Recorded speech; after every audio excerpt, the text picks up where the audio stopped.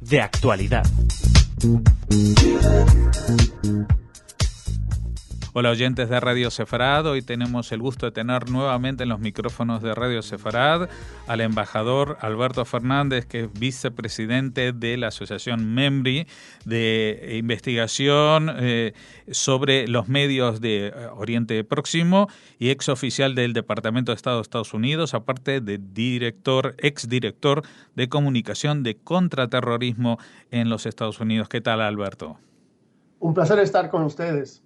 Bueno, nosotros queremos hablar contigo a ver si encontramos alguna explicación que nos pueda servir para lo que está pasando en Israel, porque claro, me imagino que cuando tú trabajabas en el tema de contraterrorismo, se hablaba de grupos organizados y igual había algunos lobos solitarios, pero eran la excepción. En cambio, esta ola que está tan fuerte en Israel, son prácticamente todos ellos personajes solitarios, incluso muy jóvenes, ¿no? Es cierto, pero lo que está ocurriendo es claro, horrible y lamentable, pero es interesante en viéndolo como un paso entre esos dos campos. El campo de, vamos a decir, la visión de organizaciones muy organizadas terroristas y el caso de individuales. Este es como un caso que cae entre esos dos extremos, porque empieza, claro, con una campaña lamentablemente sin precedentes de incitación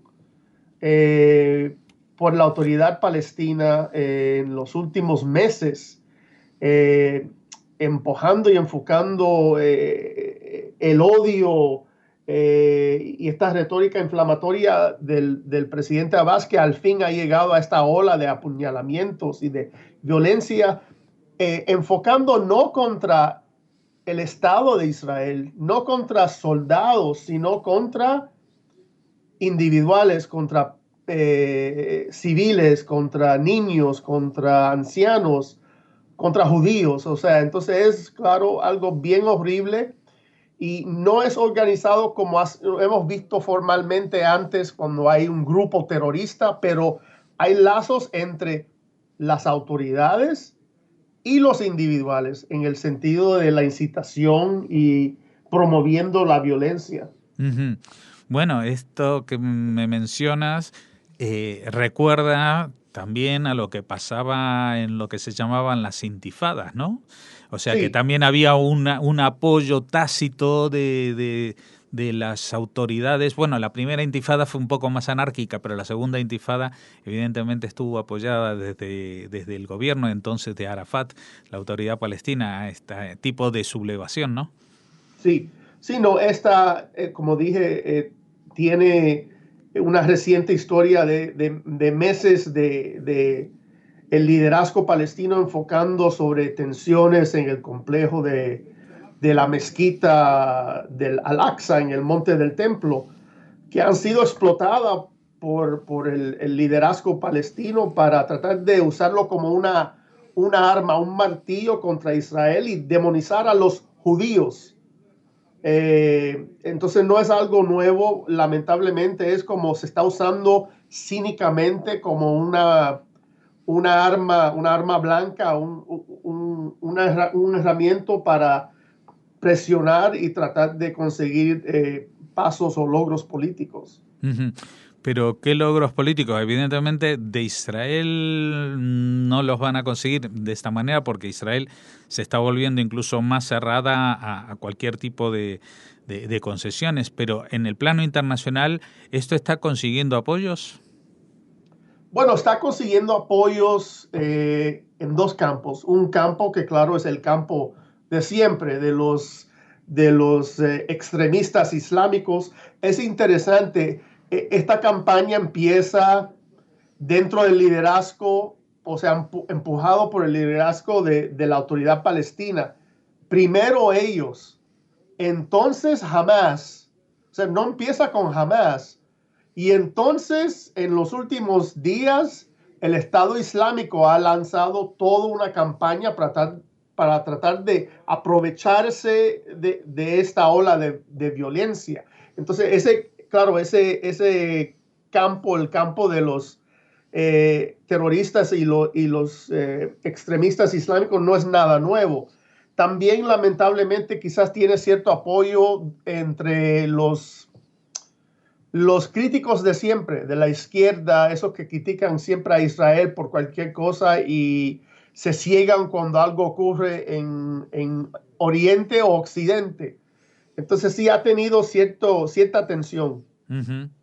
Bueno, otra característica que diferencia a este levantamiento, esta ola de violencia de las anteriores, es que está protagonizada mayoritariamente no por palestinos de los territorios en disputa, sino por árabes israelíes, incluso gente no solamente de los barrios de Jerusalén que tienen un estatus especial como residentes, no ciudadanos, sino de gente que tiene total ciudadanía, como hemos visto el beduino en el ataque en la estación de autobuses de Beersheba, ¿no?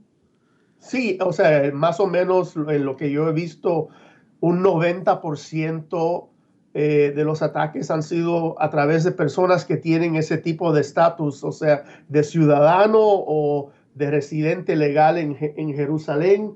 Sí, porque o sea, cuando uno habla de logros o de metas políticas, no es para decir queremos algún tipo de arreglo o mejoramiento, es una ola de violencia lanzada contra la idea de la existencia de Israel, la idea de existencia de judíos, no solamente en Israel, sino en otras partes del mundo. Entonces, claro, lo primero que uno tiene que hacer como gobierno es, cualquier gobierno, ¿verdad? El principio esencial de cualquier gobierno es proteger sus ciudadanos, es la seguridad. Eso tiene que ser principal en las mentes de las autoridades en Israel y cualquier otro grupo. Ujú. Bueno, ya hemos visto que se ha reforzado lo que son los transportes públicos, los sitios de afluencia de mucha gente. Se ha recomendado que los que tengan armas, permisos de arma, las lleven encima. Mucha gente sin permiso de arma están comprando gas pimienta y acudiendo a cursos de defensa personal. Pero, ¿cuál es el límite? ¿Cómo se puede salir de esta situación? Bueno, lo primero es continuar eso, o sea, es fortalecer la seguridad y la protección de los individuales. Eh, se están tomando pasos concretos y eso es algo bueno. Eso tiene que seguir y continuarse. Lo segundo es, francamente, es el fin de la incitación de los que fueron los que pusieron gasolina en estas llamas. O sea, el liderazgo palestino tiene aquí una responsabilidad muy grande en estos atentados. O sea, entonces ellos tienen que hacer más para terminar esta ola de la incitación inmediata. Y claro, hay un problema más grande, que hay, claro, raíces muy profundas de este tipo de mentalidad violenta en las escuelas, en los medios de comunicación social, en la ideología muchas veces. No se habla bueno, hay pleito entre nosotros e Israel, es nosotros y los judíos. Tenemos que terminar con los judíos. O sea, es una retórica esencialmente racista que tiene que ser reconocido. Entonces, el fin de la incitación. Y después, yo diría, mucho más tarde del fin de la incitación, es, claro, pasos para fortalecer la confianza y el diálogo entre las dos partes. Pero eso viene mucho más tarde de la protección y la seguridad y mucho más tarde del fin de la ola de violencia y la incitación política y en los medios de comunicación. Ahora, para que los que, como usted decía, echaban gasolina al fuego, se frenen y cambien su tono y adopten una actitud distinta, pues tendrían que tener alguien que los frene o una situación que no les favorezca, pero parece como que se sienten muy contentos de cómo van las cosas. Sí, eso es, claro, el gran problema, es la falta de liderazgo de la parte palestina, el vacío político que existe, en donde lo más fácil es o el extremismo o el cinicismo político.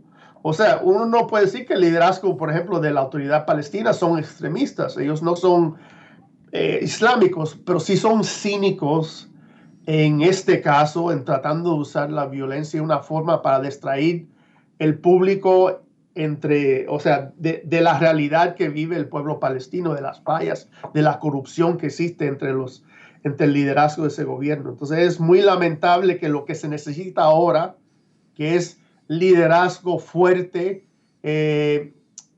hay un vacío, no existe. Hay un vacío allí en la autoridad palestina y hay un Así es. vacío a nivel internacional porque Estados Unidos parece que no le interesa estar en el avispero de Oriente Próximo.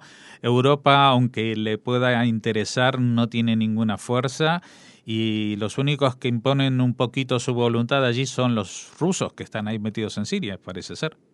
Sí, o sea, lo que ha ocurrido cuando Estados Unidos empieza a quitar la atención a Medio Oriente, ese vacío, hablamos del vacío palestino, del liderazgo palestino, pero también hay un vacío grande en la región. ¿Y quién está llenando eso? Bueno, lo está llenando Rusia, sí, pero también lo está llenando los extremistas de los diferentes campos. Entonces, Irán está aprovechando ese gran vacío. Y también los yihadistas del Estado Islámico y de Al-Qaeda también. Entonces, lo que uno ve es un sancocho político venenoso que ha sido creado por la falta de liderazgo también de Occidente en sus relaciones con esa parte del mundo.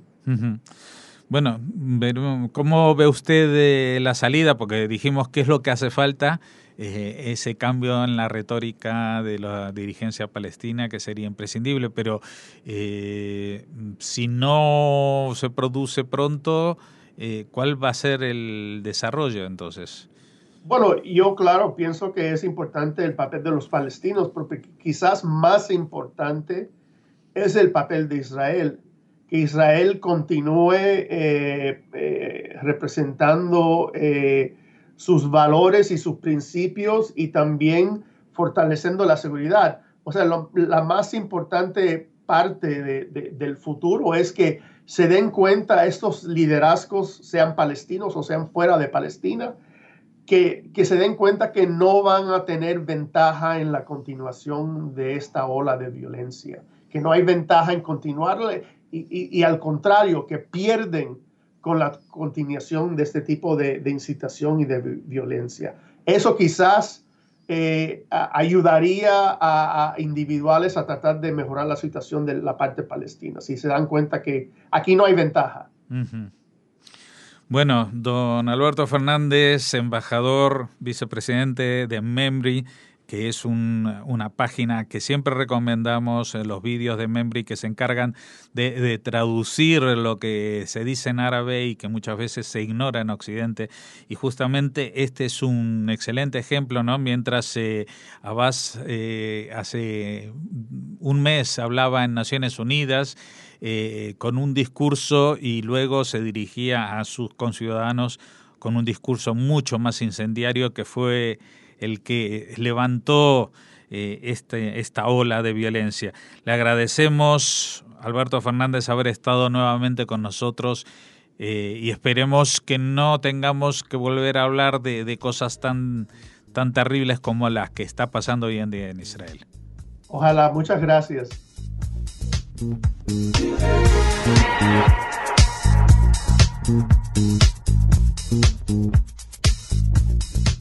Thank you.